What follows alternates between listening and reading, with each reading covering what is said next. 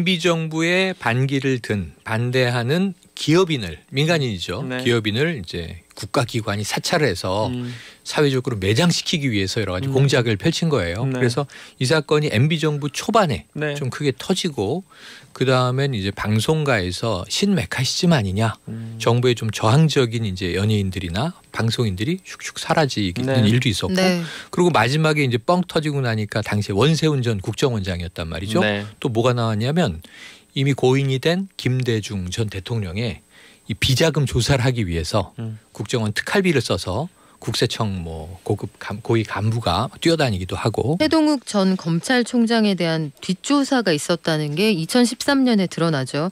저도 이때 조선일보 일면에 났던 그 기사가 기억이 납니다. 네. 남재준 국정원장 시절이었는데 댓글 수사를 벌이던 최동욱 전 검찰총장의 혼외자에 대한 첩보 보고를 받고 이걸 검증하라고 지시했다는 내용이에요. 근데 이 과정에 굉장히 문제가 많았던 게 어쨌든 공직자로서 개인 사생활 관리를 잘못한 건 본인 잘못입니다만 이 혼외자 그 아이 있잖아요. 네. 그 아이의 신상 정보, 뭐 이름, 나이 이런 것들이 그 한 구청 직원을 통해서 외부로 서류가 유출이 유출됐어요. 됐고 맞아요. 이게 전 국민 앞에 낱낱이 공개가 됐단 말이죠. 그리고 사실은 구체적으로 하나하나 알 필요가 없거나 알고 싶지 않은 내용들을 네. 날마다 너무나 접해야 했던 어찌 보면 참 어둡던 그런 시기였던 것 같습니다. 이제 이게 시사특공대. 시사특공대. 내일 수 없이 수많은 밤을 데려가 세월이 입안을 흐르고 시사특공대 매주 화요일이죠. 1시간 동안 노래 속에 담겨있는 역사 그리고 우리 시대상을 이야기하는 코너입니다. 역사인 가요. 이렇게 좋은 날 요즘 대방어가 너무 좋습니다. 와. 이렇게 좋은 겨울날 방어도 좋고 아직 조금 더 있으면 더 좋겠지만 대개철도 다가오고 있습니다. 이렇게 좋은 먹거리 계절에 두 분 모셨습니다. 최영일 평론가 안녕하세요. 안녕하세요. 그리고 박연미 기자도 나와 있습니다. 네, 안녕하세요. 에미넴 박연미입니다. 왜 왜 에미넴이죠? 에미넴이요? 전국에 있는 엄마들 중에 저처럼 말 많이 하는 엄마가 있을까요? 아. 그래서 에미넴이다. 어. 시사 에미넴. 슬림 쉐이리. 네. 조금 나이 들면 할미넴도 할 거예요. 할미넴 아, 좋습니다. 할미넴. 충분히 그럴 수 있을 것 같아요. 최영일 평론가님은 겨울에 특히 이제 계절별로 겨울에 내가 기다리는 음식이 있습니까? 겨울에 기다리는 음식이요? 철마다 좀 있잖아요. 무슨 겨울에는 물냉면이죠. 물냉면을 기다리는 예, 그러니까 저희처럼 이북에서 내려온 집안은 이 겨울에 동치미 국수를 말아요. 네. 또 이제 이 옛날엔 장독을 마당에 묻었잖아요. 고기까지는 따집도 저희 어릴 합니다. 때. 동치미까지는. 네. 그리고 또 동치미에 밥도 말아 먹어요. 네. 네. 그러고 이제 물냉면을 겨울에 먹어야 제맛이다. 어. 칼바람 맞으면서 사실 옛날에는 그 이 집이든 식당이든 우풍이 있잖아요. 네네네. 그리고 그 창호지 문틈으로 다 들어오죠. 들어오는 겨울바람을 맞으면서 저는 어릴 때 아니 왜 추운데 뜨끈뜨끈한 걸 먹지? 왜 우리 집은 국밥을 안 먹고 물냉면을 먹나? 근데 지금 겨울에 물냉이 땡깁니다. 평양 물냉이. 합니다. 냠냠. 자, 우리 박유민 기자는 궁금합니다. 어떻습니까? 대방어 그리고 되게 맛있는 대게랑 조금 있으면 줄돔이 나와요. 이거. 줄돔 심각하죠. 줄돔은 치명적이에요. 불가사리만 먹고 사는 거 알죠? 그 향기. 해녀예요, 해녀? 발사물이야. 근데 문제점은 최영일 네. 평론가 이 냉면 같은 경우는 그냥 아무 때나 좀 비교적 접근성이 쉬운데 쉬워요. 박연미 기자 얘기하는 이런 메뉴들은 일단 비싸고 두 큰일 번째는 나요. 제철 음식. 네. 두 번째는 이게 없이는 아이고. 그냥 이를테면 저녁에 7시에 줄돔만 딱 먹고 잘 먹었다 나올 수 있어요. 그렇지. 아니 제정신은 정신 건강에 굉장히 굉장히 해롭습니다. 네. 그런 이제 조금 진입장벽이 있다는 거죠. 반드시 곁들여야 하는. 네, 정신줄 꽉 잡아야 줄돔은 철이 짧아서 예약하고 기다려야 근데 돼. 오늘 네. 식전에 먹는 얘기부터 하시니까. 식죠. 아직 안 드셨군요. 그나저나 예, 잭디는 끝나고 오늘 먹어야지. 약간 그 로미오와 줄리엣 원본 버전의 그 이탈리아 집안의 청년 같기도 하면서 한편으로 영원히 졸업 안 하는 과방의 베로나에. 복학생 같기도 알았어요, 하면서 알았어요. 그 방패 새겨져 있는 문양 같은 느낌이죠. 그쵸. 가문의 문장 같은. 뾰족한 신발 신고 다니는. 그 오늘 두 분께 이 이야기를 여쭤볼까 말까 하다 여쭤보면 네네네. 오늘 다 할 것 같은데 짧게 여쭤보겠습니다. 금방 몇 시간 전에 이 법제사법위원회 법사위에서 네네. 공수처 관련해서 법 개정안이 통과돼서 이제 본회의만 네네네. 앞두고 있습니다. 맞아요. 어떻게 보셨습니까? 본회의는 내일이에요. 근데 저는 지금 기사가 이해가 안 되는 게 하나 떠서 뭐죠? 기립 표결을 하는데 네. 자 이제 이 법사위에서 공수처법 기립 표결하기 직전 의사복이 날아갔다. 이 기사 헤드라인이에요. 그 제가 지금 막 저 국회의원 몇 분한테 물어보는 중이에요. 의사봉이 여의봉도 아니고 왜 어디서 어떤 이유로 날아간 겁니까? 지금 아직 답을 못 들었어요. 근데 이제 그만큼 지금 이제 폭풍 전야에 네. 어제부터 거친 분위기잖아요. 여야가 네. 이미 저 야당은 뭐 이제 피켓팅하고 시위도 네. 시작했고 자, 내일 드디어 다시 동물국회 재연하나. 그러면 패스트트랙 지금 다 이제 재판 넘어가 있는데 아직 이 재판도 판결도 끝나기 전에 또 격돌하나. 그러게요. 그래서 저는 조금 합의를 기대했지만 일단은 민주당 주도로 내일 통과될 걸로 예견을 해보고요. 연내 힘겹게 공수처장 정도는 뽑히게 되지 않을까. 아 올해 안에. 근데 문제는 한 20일밖에 안 뭐냐면 남았는데. 네. 인사청문회에 이제 야당이 또 합의를 해주겠느냐. 문제예요. 또 있죠. 또 다른 허들이 있죠. 네. 네네 맞습니다. 네, 허들이 네. 몇 개 있습니다. 네, 박예민 기자 어떻게 봤습니까? 아 심란했어요. 이게 한편으로는 이 방식이 아니고서야 이 일이 이루어질 수 있겠느냐라는 그래요. 고민과 또 다른 한편으로는 약간 여드름 짜는 기분이었거든요. 여드름을 너무 짜고 싶잖아요. 볼록 올라왔을 때. 네. 하지만 채 무르익지 않은 여드름을 짰을 때 어떤 결과가 초래되는지는 한 번쯤 짜본 사람 다 알잖아요. 네. 붉은 자국. 짰지만 영원히 짤 수는 없는 그 흔적. 그래서 그런 생각이 들었어요. 이 고수분들의 짧은 하지만 이게 지금 아직 본회의도 내일 남았고 맞습니다. 그다음 아까 말씀하신 대로 그래서 후보가 한 명 최종 한 명 결정돼도 네, 또 네. 승인하느냐 문제는 대통령이 이제 지명을 하면 인사청문회도 거쳐야 되고 네, 여러 단계. 공수처장 혼자 공수처를 꾸리는 게 아니기 때문에 맞아요. 조직 세팅도 해야 되고 그 다음부터 일이 시작이에요. 근데 그렇습니다. 저는 사실 내일 본회의에서 공수처야 오래 무르익어서 여드름으로까지 비유가 됐으니까 그 외에 사참위법 사회적 참사 이 세월호 원인 규명도 안 됐고 네네. 또 가습기 살균제 피해자 가족들도 지금 네. 아우성인데 다른 법안 요거 이낙연 민주당 대표가 반드시 처리하겠다 그랬거든요. 그럼 내일 요런 거 사참위법 지금 10일이 마감이에요. 네. 위원회 기간이 끝나요.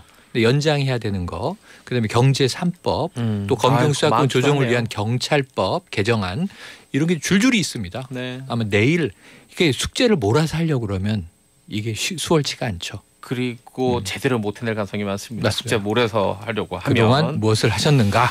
알겠습니다. 자 오늘의 주제로 본격적으로 들어가 보겠습니다. 노래부터 들을게요.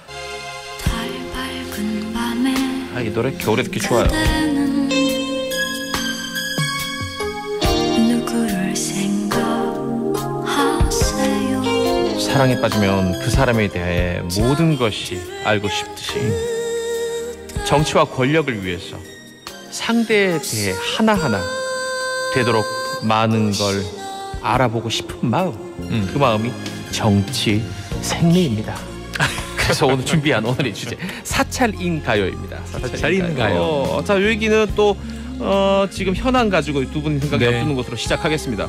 법관 대표회의 열려서 뭐 이게 그게 뭐 의견들이 뭐 많았는데 결국 어쨌든 결론은 이 윤석열 총장의 징계 사유 중에 하나로 추미애 법무장관이 꼽았던 판사 사찰 의혹에 대해서 이 법관들은 정치적 중립을 지키겠다는 이유로 입장을 내지 않기로 결정했다고 네. 했습니다. 어떻게 보셨습니까? 그랬는데도 또 정치적으로 해석이 되죠. 이 침묵조차도 정치적으로 해석이 된다. 그러니까 이제 뭐 여러 신문들의 분석들이 있는데 하나는 어제 7번 표결에 붙였는데 7번 부결됐다. 네. 그래서 이게 또 이 윤석열 총장 쪽에 유리한 거 아니냐. 네. 그러니까 지금 검찰에서는 당장 자 이거 봐라 재판부 판사들이 사찰 아니라고 본 거 아니냐라는 해석을 하는 거예요. 그러면서 튀어나온 게 뭐냐면 미국에서는 이 재판부 판사들에 대한 여러 가지 자료를 3편까지 담은 열람을 돈 주고 판매한다. 네. 이제 이런 이야기도 나오고 기사로 또 반대쪽에서는 그만큼 이 판사들은 법관들은 좀 보수적으로 이게 정치적 보수성이 아니라 태도가 신중하다는 의미의 보수 성향이에요. 그러니까 정말 이 보수적인 경향이 있죠. 말 한마디도 굉장히 엄중하게 해야 되는 또 이제 직업군인 거죠. 그러니까 이분들의 침묵은 지금이 타이밍이 아니고 징계위도 예정돼 있고 또 지금 행정법원의 본안 소송도 들어가 있거든요. 네. 그러니까 뭐라고 어제 얘기하면 이거 재판에 또 영향 주는 거 아니야? 이런 신중함이지. 그렇다고 이러한 이제 세평이라든가 정보를 수집하고 분석하고 보고서로 만들어서 공유한 것을 이걸 그냥 면죄부를 준 것은 아니다. 또 이런 해석도 있고.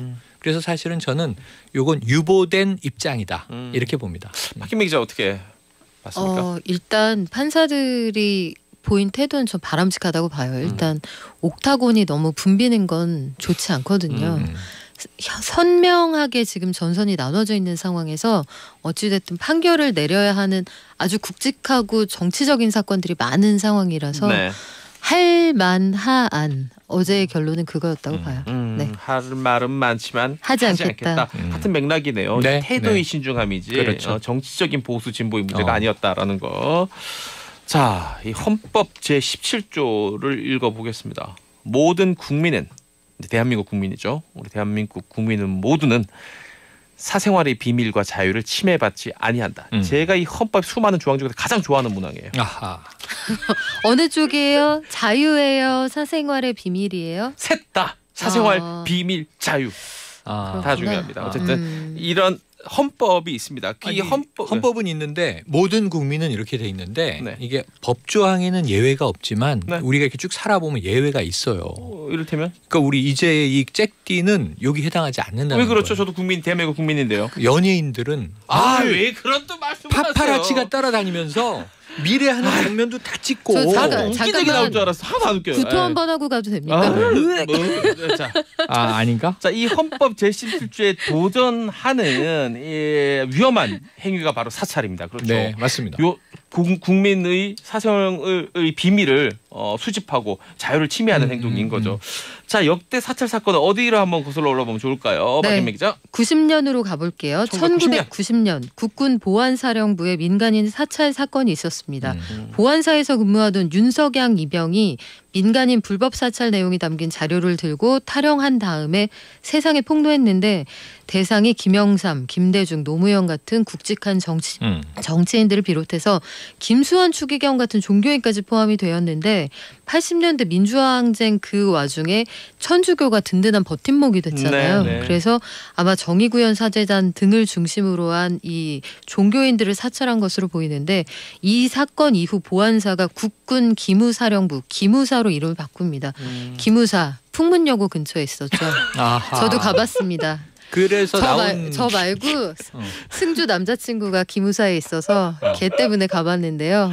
좋더라고요. 거기 동네가 참 승주. 예쁩니다. 근데 여기가 네. 이 노래가 동네가 정말 그래서 여기가 예뻐요. 소격동이잖아요. 네, 소격동. 거기가 이제 국군 병원이 있고 네. 그 옆에 기무사가 엄청난 돌담으로 쌓여 있어서 네. 그게 무서운 공간이었는데 소격동 골목길 풍문여고 지나면 거기 떡볶이집 맛있는 네. 데 많죠. 아이고야. 네네. 먹고 거기. 그리고 네. 정독도서관 가는 거예요. 하지만 정독도서관은 저희 고등학교 때는 공부하러 가는 곳이 아니었어요. 네, 팅을 하러 가는 곳이었어요. 교회처럼. 네, 그렇죠. 왜냐하면 이렇게 그 벤치에 앉아 있으면 꼭 누군가 와서 참고서를 빌려달라고 해요. 잠깐만요. 네. 아니, 여기 본인이- 잠깐 그러니까 여기 지금 이 부분 짚고 넘어가야 돼요. 네. 최영 어린 한 17살의 최영희 그렇죠, 소년이 그렇죠. 벤치에 앉아 있으면 어떤 쌍갈래 머리를 딴 소녀가 와서 그렇죠, 그렇죠. 너 참고서 국어 참고서 좀 빌려줄 수 있니? 하고 물어봤다는 거예요? 해업 수학 있어요? 그러면은 있는데요. 그러면 저 좀 잠깐 보고 드리면 안 될까요? 평론가로서 신뢰도가 확 떨어지는데. 아니 근데 이 어허. 다음이 중요한데 네. 두 가지의 시나리오가 있어요. 여기서 이러시면 안 하나는 되는데. 일단 들어봅시다. 저녁 7시에 뭐 이제 밥 먹고 이제 집에 갈 텐데 네. 그럼 이 벤치 앞에서 7시에 만나자. 그럼 제가 보고 돌려드리리다. 근데 그 여학생이 나와서 참고서를 돌려줘. 그럼 반드시 집에 가서 펼쳐보면 쪽지가 안에 들어있어요. 이게 시나리오 A. 오케이 아. 들어볼게요. 시나리오 B는 뭐냐면 네, 들어는 7시에 그 여학생이 안 나타나. 참고서를 갖고 먹은 튄 건가요? 거예요? 그럼 내 참고서는 중고 서점에 팔리는 거죠. 먹튀죠, 먹튀. 자, A가 많았습니까? B가 많았습니까? B가 훨씬 많았죠. 생각을 해보세요. A가 인정, 많았겠어요. 이러면 인정. 네. 이러면 현실성 있죠. 현실은 B였어요. A를 늘 기대하고 빌려줘. 난 또 사. 아. 근데 돌아오지 않는 참고서. 네. 저라면 어떻게 했을 것 같아요? 저라면 제가 최영일 소년이었다면 저는 C. C가 있지. 프레임 C가 있지. 어. 뭐냐면 한 번 그런 일을 당하잖아요. 내가 미리 쪽지를 넣어놔.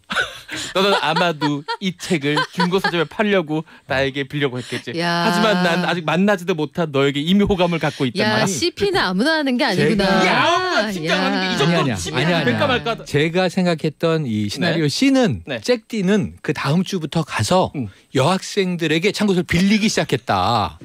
이 사람들이 아니죠. 도서관 가서 그래서 한지에서 저는 모았다. 공부만 해서 이런 상황은 모른다? 전혀 모르겠습니다. 아, 그래요? 근데 네. 참고서를 빌려달라고 하면 네. 거기서부터 진입장벽이 생긴 거예요. 그분들은 참고서를 저 친구가 가지고 도망갈 수 있다 생각하잖아요. 저는 참고서를 한 10권 사서 빌려줍니다.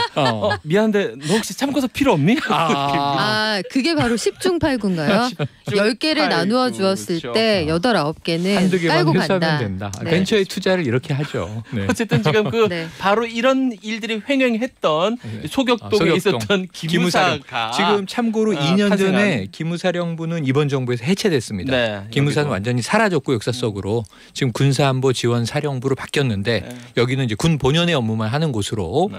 새롭게 확립이 됐어요. 이 처음에 그 중앙정보부가 이름을 계속 바뀌었던 것처럼 네. 이 역시 보안사도 이름을 계속 바꿔서 기무사. 기무사 네. 또 이 기무사도 이제는 또 없어졌고. 네. 자, 그 다음에는 또 어떤 굵직한 사건이 있었을까요? 네. 2004년으로 가볼까요? 안기부 엑스파일 사건이 있었습니다. 그렇죠, 이거. MBC 기자가 안기부 불법 도청 테이프 자료를 입수했는데 사내 간부 회의에서 보도국이 취재한 내용을 보도하지 않겠다고 결정을 해요.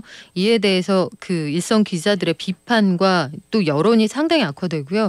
조사를 해보니까 불법 도청을 저지른 조직은 안기부의 도청팀이었습니다. 1997년 대선 당시에 대기업과 언론사가 특정 대선 후보에 대한 자금 제공을 논의하고 검찰 간부들에게 뇌물을 제공했다. 아이고. 이런 내용이 들어 있었는데 상당히 큰 사건이었죠. 안기부 엑스파일이라고 들어는 많이들 보셨을 거예요. 한 15년 전입니다. 2004년에 16년 전이군요. 있었던 일입니다. 이때 최영일 평론가 네. 뭐 아주 자세히 기억할 겁니까 이거는? 그럼요. 이거 네. 자세히 기억하고 이러실 제가 여의도 근처에 있었습니다. 그리고 이게 오래 돌고 돌아서 이때부터 뭐 특정 대기업과 이 검찰의 네. 검사들의 유착 관계에 대한 의혹이 굉장히 커지고 또 이제 이 일반 국민들도 이제 기업과 정부 기관의 관계를 상당히 의심하기 시작하고 그리고 고 노회찬 의원이 이 일부를 공개했다가 네. 정보통신망법 위반으로 네, 처벌을 사법 처리가 받고 됐죠. 의원직을 상실해요. 네네. 그때부터 여러 가지 복잡한 일들이 또 전개에 벌어져요. 아, 그런 또 예, 소리가 그게 나 바로 있군요. 엑스파일입니다. 그 유명. 여기는 안기부가 만들어서 안기부 엑스파일이지만 또 기업 이름을 붙여서 뭐 아무개 엑스파일 이렇게 붙이기도 하고 내용이 방대했는데 결국은 이제 역사 속으로 지금 사라졌고 아까 쭉 보니까 이 이야기들이 다 안기부 엑스파일은 아직은 아닌데 아까 그 윤석영 이병 사건 같은 경우에는 또 송강호 주연 영화 변호인의 네. 그 내용이 생생하게 담겨 있기도 합니다. 아, 그래요. 박연미 기자도 안기부 엑스파일 같은 경우는 이제 사회생활 한 네. 뒤에 막 이제 초년생인데 그러네요. 기억하고 있죠. 상당히 시끄러웠는데 이때만 해도 이 위에서 내리 누르면 여기에서 보도할 수 없는 상황이 벌어진 일들이 있었어요. 언론에 해서 비해 이런 일들이 그 현직에서 일선에 있는 기자들하고 간부들 사이 입장차나 아니면 정권의 성격에 따라서 갈라지긴 했는데 지금 많이 좋아졌죠. 그때에 비하면. 그리고 SNS라는 그 무서운 대중 채널이 있기 때문에 그렇죠. 만약에 이제 와서 이런 사건이 벌어지는데 보도를 못하게 한다. 그러면 누군가 총대를 퍼지죠, 메고 퍼지죠. 뿌리겠죠. 네. 그러면 그때부터는 뭐 걷잡을 수 없는 상황이 벌어질 수 있을 겁니다. 지금 이것보다 좀 더 사찰의 기준으로 보면 단계가 훨씬 더 수위가 낮다고 볼 수 있는 개인 정보 수집만 해도 난리가 나고. 아유 난리가 그럼요. 나죠. 금융권에서만 유출돼도 난리인데 오늘도 기사 하나 떴어요. 오늘도 이 도청이나 아니면 뭐 기록을 훔치고 이 정도 사건이 아니라 그냥 개인 정보만 무단으로 갖고 있어도 그렇죠. 이제 범죄가 되는 그렇습니다. 이 시대가 이제 된 거죠. 자, 뭐 옛날 얘기를 많이 해서 그런가요? 신라의 달밤이 흐르고 있습니다. 왜냐면 사찰인 가요여서 사찰 관련 음악을 고른 거죠. 어이가 없는 선곡의 변을 안 들으려고 그런 말씀을 하셨어요. 네. 죄송합니다. 사찰 얘기를 해서 이 전례 신라의 달밤. 이 음악 영화 음악입니다. 영화 맞아요. 주제가죠. 신라의 달밤에서 빌리가 부른 카리스마 듣고요. 저희는 시사특공대 3부로 돌아옵니다. 잠시만요. 이제 이게 시사특공대 오늘 박연미 기자 그리고 최영일 평론가와 함께 이 불법 사찰 이야기를 하고 있는데 이 와중에 긴급 제보가 들어왔습니다.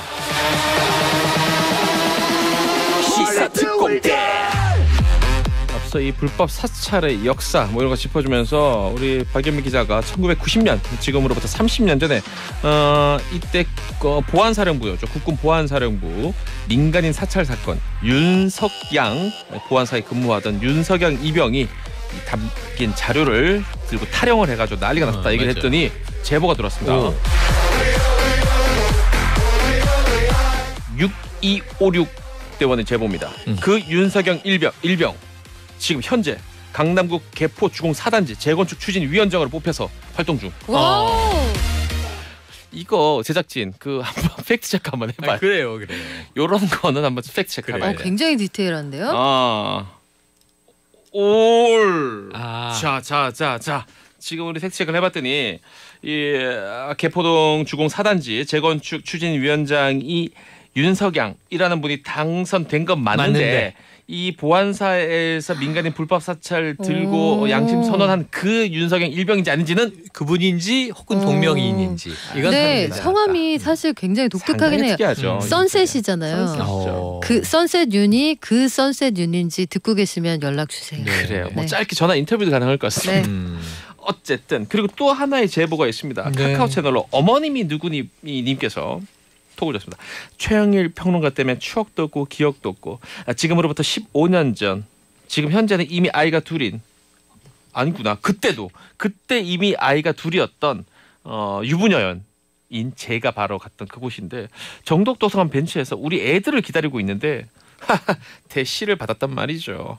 이게 뭐야? 그러니까 지금 그냥 이분은 자기 동안이라고 지금 나는 결론석하는 지금도 거예요. 경쟁력이 있다. 경쟁력이 그러니까 아이 네. 둘의 엄마신데 I'm 이때 still alive. 여고생으로 오인받았다? 네. 예를 들면 그렇죠. 고생까지는 그러면서 아니겠지만 뭐 참고서 좀 빌려주세요. 뭐 이런 대시를 받았다는 20대 거예요. 후반 정도로 받겠죠. 그러니까 뭐 공시생 정도. 내 비록 유부녀이나 어. 나 아직 헌팅당하는 그런 입장이다. 죽지 않았다, 아니 이거네. 정독도서관이 물이 이렇게 이상해졌나? 왜 오, 김현미 전 장관 같은 발언을 이 그러세요? 위험한 이렇게 된 거죠? 발언이에요. 우성님 네. 물이 어쩌다 이렇게 됐나. 네. 아니 자. 그때는 저희는 교복 세대라 아하. 학생을 구분하기가 너무 쉬웠어요. 추억을 그렇죠, 방울방울. 그렇지. 지금 저희 제작진이 팩트 체크를 해봤습니다. 매일경제 기사 보도가 있다고 합니다. 90년 불법 사찰 폭로했던 윤석양 이병 강남 맞네. 재건축 아파트 조합장 됐다. 와. 그는 조합을 최우선으로 생각하는 조합장이 되겠다는 각오를 밝혔다. 라고. 보통 조합장은 조합을 최우선으로 생각하지 않아요? 그렇지. 아니 저는 뭐 믿어요. 양심적인 조합장이 되실 거예요. 양심선언. 네. 양심 선언을 했던 전례가 있잖아요. 야, 또 인생이 또 이렇게 바뀌네요. 참 재밌습니다. 아까 그리고 이제 안기부의 엑스파일 얘기까지 준비해 줬고 그다음 박연미 기자 관련해서는 이런 문자가 와 있습니다.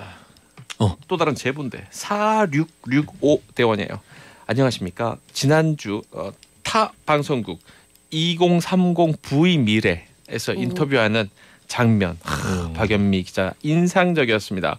날렵한 턱선, 기다란 속눈썹 모든 것이 완벽했습니다. 같은 분인가? 그러니까 저도 지금 그분은 날렵한 누구실까요? 날렵한 턱선 누구시죠? 보면서 이분 정말 배운 분 맞구나. 그리고 지금 영끌 투자 이른바 영끌 투자에 대한 소신 있는 견해도 잘 들었습니다. 투자로 성공하려거든 예측하지 말고 함부로 예측을 하지 말고 냉정하게 대응을 해라라는 거. 이 말 세 개 들으면서 오늘도 열심히 살아냅니다. 박연미 기자님 화이팅. 하트 3개. 네. 팬이 이분 배운 분이네요. 배운 분. 자, 그렇지만 속눈썹은 가까운 그곳에 가시면 누구나 길어질 수 있다는 정말? 거. 그래요. 비법을 알려줬습니다. 어디죠? 찍담백과 고백까지 들어봤고요. 네. 자, 이 윤석양 이병의 그 보안사 민간인 사찰 사건 그리고 안기부의 엑스파일까지 들어봤고요. 광고 듣고 돌아와서 이제는 국무총리실에서 민간인을 사찰했던 또 희대의 사건 또 계속 생생하네요. 이야기 들어보도록 하겠습니다. 여러분들은 지금 시사 특공대를 듣고 계십니다. 이제 이게 시사 특공대.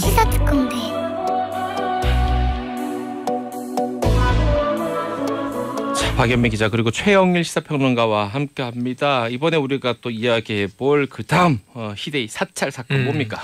네, 국무총리실의 민간인 사찰 사건입니다. 2008년 상황인데요. 국무총리실 산하의 공직윤리지원관실이 민간인을 불법적으로 사찰했다. 이게 드러났어요. 네. 조사 과정에서 민간인과 여야 정치인 다수를 사찰한 정황이 포착됐는데 관련자들에게는 실형이 선고가 됐고요.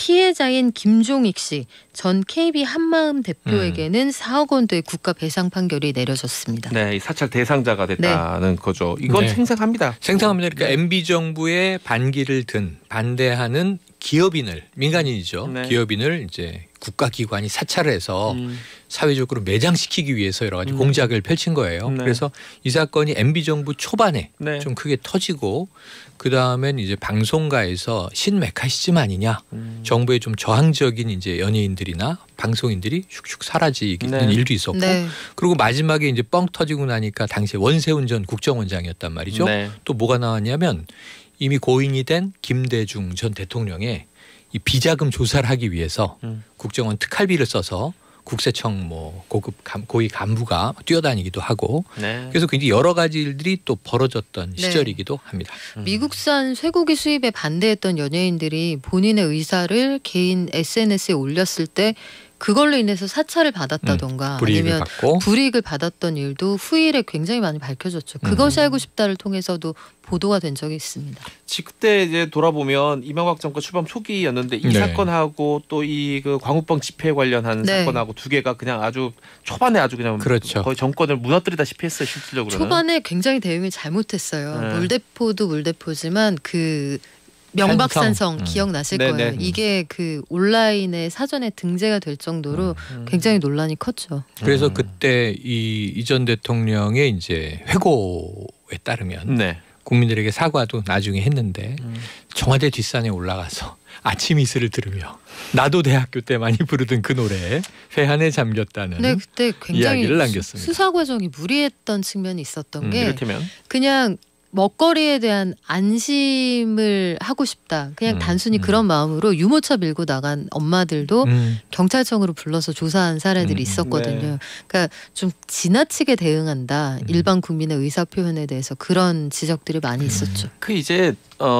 대응 방식 그리고 대응하는 태도 그리고 이 뱉어내는 위정자들의 말이 얼마나 중요한지 그걸 통해서 알 수 네네. 있는 게 지금 전부 다 미국산 고기 먹습니다. 네, 그렇죠. 지금 다 광우병 걱정 안 하고 먹어요. 그렇죠. 먹는데 그렇게 크게 키우지 않아도 될 일을 대응 방식 때문에 그렇게 문제가 커진 거예요, 사실은. 아니 원래 그런 거예요. 그러니까 지금 아까 잠깐 이 오늘 내일 통과될 법 중에 사참위법도 있다고 말씀드렸는데 2014년 4월 16일 세월호가 터지고 네. 그러니까 지금 말씀하신 게 대통령의 말 한마디인데 당시 박근혜 대통령이 무슨 말을 하냐면 세월호 유가족들이 대통령을 만나고 싶다. 팽목항에서부터 도보로 청와대까지 와요. 네. 그랬는데 순수한 희생자의 가족들이면 만나겠다. 이 순수한이라는 말이 엄청나게 당시 문제가 됐어요. 참. 그 순수한, 불순한 이렇게 이제 구분하는 이분법이 주로 이제 정치인의 마인드에 이게 각인돼 있다가 예를 들면 그 광우병 반대하는 저 많은 사람이 광장에 나와서 우리를 반대한다고? 네. 그럼 다 불순 세력 아니야? 그러니까 이게 순수 불순 이 이분법으로 보는 시각이 이를 키우는 거죠 항상. 그래서 이제 국민을 가르치려고 들고 네네네. 또 시장을 길들이려고 그런 하고 거 이런 요즘에 식의 아주 태도나 싫어하죠. 발언들이 요즘도 많이 있습니다. 이렇게 이 정부 비판적인 멘트를 제가 한데도 불구하고 2126 대원 같은 경우는 야, 이 문벼천가 이제 이게 살판 났네 막 공수처법 개정안 통과됐다고 방송 내내 막 낄낄거리고 진행하네 막 이 저 야당은 지금 초상집인데 아니에요. 내년 개각에 오해세요. 들어가나요? 오해세요. 이분은 1년 내내 낄낄거립니다. 그래요. 맞습니다. 만약 이러다 아무 짝하는 내년 거예요. 1, 2월 개각에 들어가면 어떡해요. 그래요. 팀장님한테 지키면 안 되겠죠? 알겠습니다.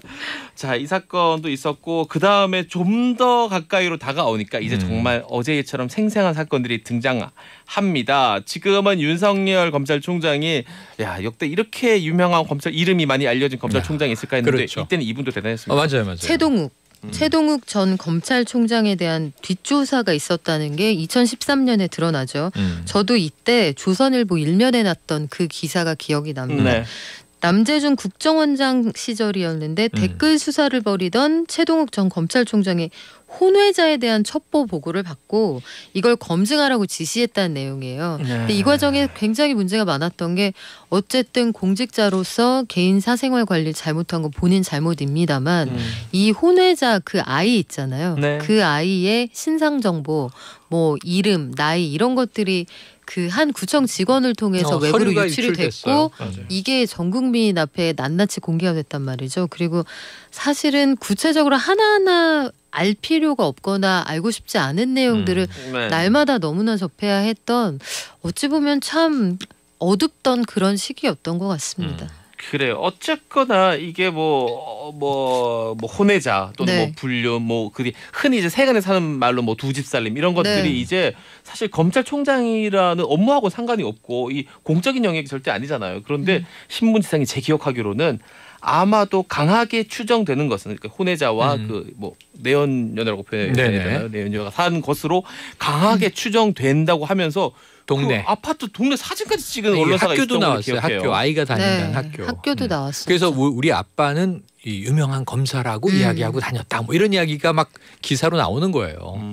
아직까지 공식적으로 확인된 바는 없습니다. 아직까지도? 네. 뭐 인터뷰에서 인정하고 그러진 않았나요? 아 전혀. 왜냐하면은 이게 유전자 검사가 필요한 일인데 유전자 검사에 동의하지 않으므로 지금까지 과학적으로 입증되질 않았어요. 글쎄요. 최 전 그래서 총장도 인정한 바는 그래요? 없어요. 저는 본인의 인정한 줄 알았는데 잘못 알고 있었고. 신상 관리를 고위공직을 바라보는 분들이면 뭐 꼭 그렇지 않아도 신상 관리를 깔끔하게 잘하는 게 중요하죠. 그런데 이 사건의 핵심은 사찰, 그렇지. 뒷조사 그 부분에 방점이 있다는 맞습니다. 거였고요.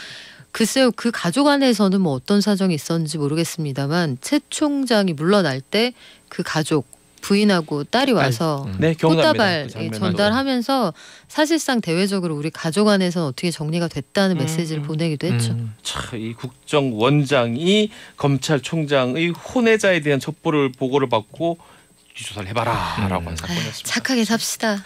네. 참 이런 사건들이 참 불과 몇 년 전이에요. 네네. 이게 2013년이니까 그렇죠. 7년 전이에요. 7년 7년 전. 그 다음에는 정말 저도 생생하게 기억나는 제가 시사 프로그램을 한 뒤에 터졌던 겁니다. 환경부 블랙리스트가 있습니다. 아, 이번 정부 들어와서죠. 네. 이건 이번 정부 들어와서 정리를 좀 해주시죠, 박윤미 기자님. 지금 말씀해 주세요. 네, 김대우 전 청와대 특별감찰반 수사관이 현 정부의 청와대 민정수석실 특별감찰반에서 민간인을 불법 사찰했다. 또 우윤근 주러 대사의 비리를 묵인했다. 이런 의혹을 폭로했는데 청와대 입장은 전혀 다릅니다. 그냥 개인적 일탈이다. 조사가 현재 진행 중이고요. 지난달에 이 사건으로 기소된 김은경 전 환경부 장관에게 검찰이 징역 5년의 실형을 구형했는데 이 김태우 씨는 청와대에서 나와서 지난 총선 때 통합당 후보로 출마도 했었죠. 맞아요. 뭐 원래부터 정치적인 어떤 개인의 일치 내에 생각이 네. 있어서 이런 걸 했는지 아닌지는 알 수는 없습니다만은 그 뒤에 바로 그런 행보가 네. 있었다는 것까지 우리가 알 수 있죠. 어떻게 보셨어요, 이 당시? 한참 그때 이 이 시사평론가로 당시가 사실은 지난해까지 올해까지 이어지는 이야기예요. 네. 이 김태우 전 수사관은 네. 지금도 이제 현 정부 내에서 있었던 여러 가지 이제 비리를 폭로하고 심지어 유튜브 방송도 하는 유튜버로 또 변신하기도 했었어요. 지금도 하고 있는지는 확인하지 못했습니다만 그런데 이제 지난해 조국 전 장관 사태 때 사실은 이제 민정수석실에서 벌어졌던 일들 뭐 울산 고래고기 관련 사건이냐 아니면 다른 시각으로 울산 선거 개입 사건이냐 지금 재판에 들어가 있는 사건과 관련한 이야기를 주로 이제 터뜨리기도 했었습니다. 그래서 이 중에 하나 민간인 사찰도 했다라는 이야기를 이제 폭로한 건데 이건 좀 법적으로 지금 진행 중인 사안들이라서 최종 정리가 끝나야 그러게요. 진위를 우리가 알 수 있는 거예요. 그래서 이것은 사찰이다 아니다 속단하기는 어렵고. 아직까지 현재 진행형이에요. 네, 그래서 이 재밌는 건 뭐냐면 지금 아까 처음 얘기했던 어제 그 전국 판사 회의, 법관 회의에서 법관 대표 회의에서 이제 나온 이야기. 윤석열 총장이 재판부 사찰을 한 것이냐 아니냐에 대해서 지금 이제 여권의 의원이 김태우 전 수사관의 폭로의 당시에는 사찰이란 이렇게 정의를 해요. 네. 사찰이란 불법적인 방식으로 미행이라든가 도감청이라든가 이러한 불법적인 행위로 수집된 정보를 활용하는 것을 말한다라고 이제 박주민 의원이 얘기하죠. 네. 그걸 이제 지금 이제 또 이 보수 정당이나 보수 그대로 지지층에서는 이게 사찰이라고 당시에 이제 여당 의원이 규정을 해놓고 지금 최고위원인 지금은 왜 세평을 수집한 걸 가지고 사찰이라고 규정하는 것이냐라고 또 이제 반박을 하기도 하고 이게 참 정치인들의 말은 시간이 흐르면 말이죠.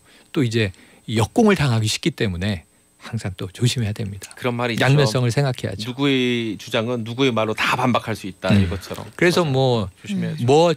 뭐 이런 식으로만 얘기하죠. 맞습니다. 박연미의 적은 박연미다. 박적박.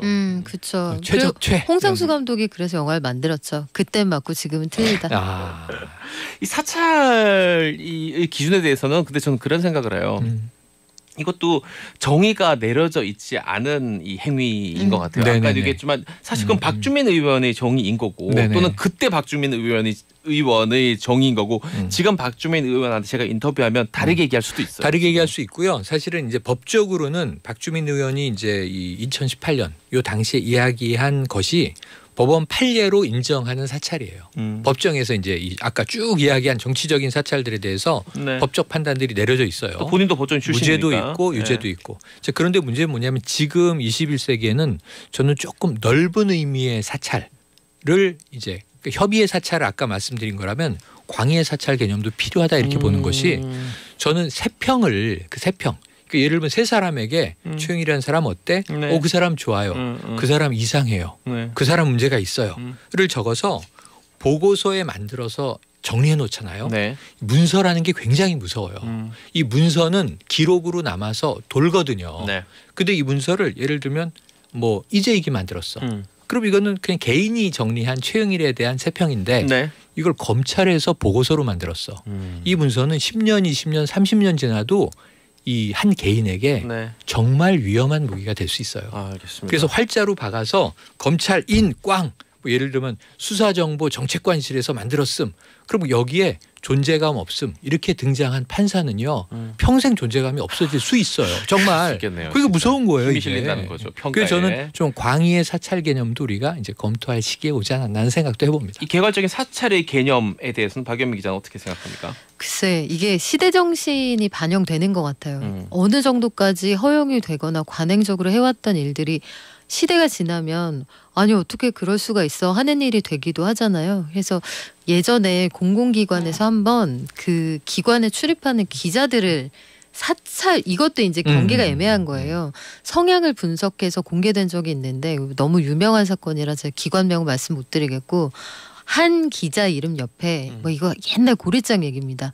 소액 매수 가능자 이런 평가를 써놓은 거예요. 아하. 이게 제 기억으로 90년대 초반 상황으로 알고 있는데 그러면 그게 이제 문서로 내부에서 공유된다는 얘기잖아요. 네. 그러니까 아주 옛날 얘기긴 합니다만 이 사람에 대한 어떤 평가를 한다는 것이 그만큼 조심스럽기는 해요. 아니 90년대 네. 초반에는 취업할 때 신원조에서 떼오라 그랬어요. 그러니까 전과 기록이라든가 다 그런 것뿐만 아니라 가족 관계에서도 맞아 혹시 있었어요. 보증할 그러니까 만한 연좌제가 없는데도 연좌제를 받던 맞아요. 시절이 그 있는 거죠. 법관 임명 과정에도 있었어요. 있었고 제가 034번인데 네. 입사할 때 보면 정부의 5급 이상 고위 공무원이 그 쓰는 관계자가 있었어요? 있느냐 네. 저는 이렇게 입사할 때만 해도 손으로 수기로 써서 서류 냈었거든요.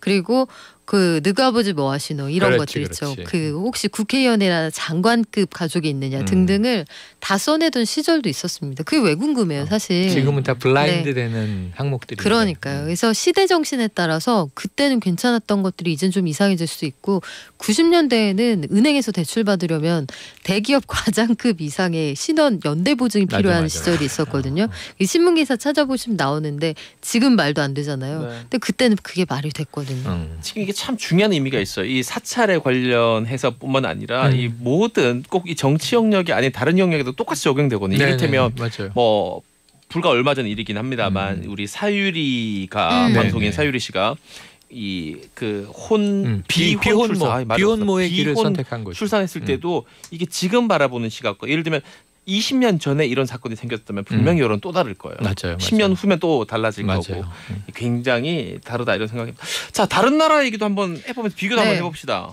아메리카 얘기 한번 해볼까요? 네, 너무 유명한 사건이 있죠. 미국의 스노든 사건. 아우. 에드워드 스노든이라는 전 CIA 직원이자 미 국가안보국 NSA에서 근무했던 이 사람이 NSA가 무차별적으로 개인정보, 정치인의 정보 등을 수집하더라.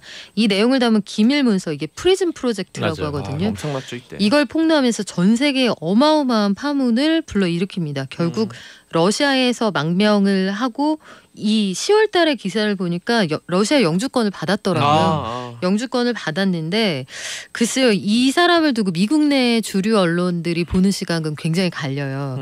이른바 휘슬 블로어라고 해서 호루라기를 분 내부 고발자로 보는 시선과 리커라고 해서 이 중요한 정보를 적들에게 흘려준 나쁜 놈으로 보는 정서도 있거든요. 그러니까 미국 주류의 정서는 후자인 것 같은데 여하튼 이 사람이 살아온 그 행적을 보면 미국에서 공대 졸업하고 특전사 출신입니다. 네. 그 네이비실 출신이고 9.11 때 여기에 그 상황을 보고 자원 입대를 했던 사람이에요. 굉장히 애국심이 있는 사람인데 자기가 가보니 내가 생각했던 미국의 진짜 모습은 굉장히 추악했다 이런 얘기를 하거든요.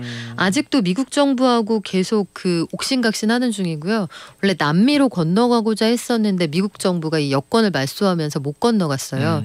아마 러시아에 영주하게 되지 않을까 그런 상황입니다.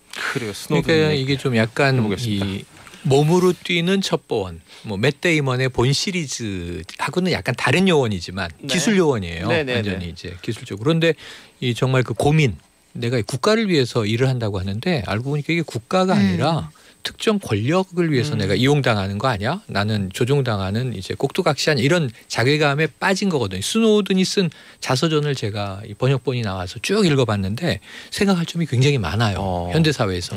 근데 문제는 뭐냐면 이 우방이라는 미국이 이 프리즌 프로젝트를 통해서 전 세계 이 동맹국 지도자 주로 국가 원수에 대한 정보를 전화를 다 도감청했어요.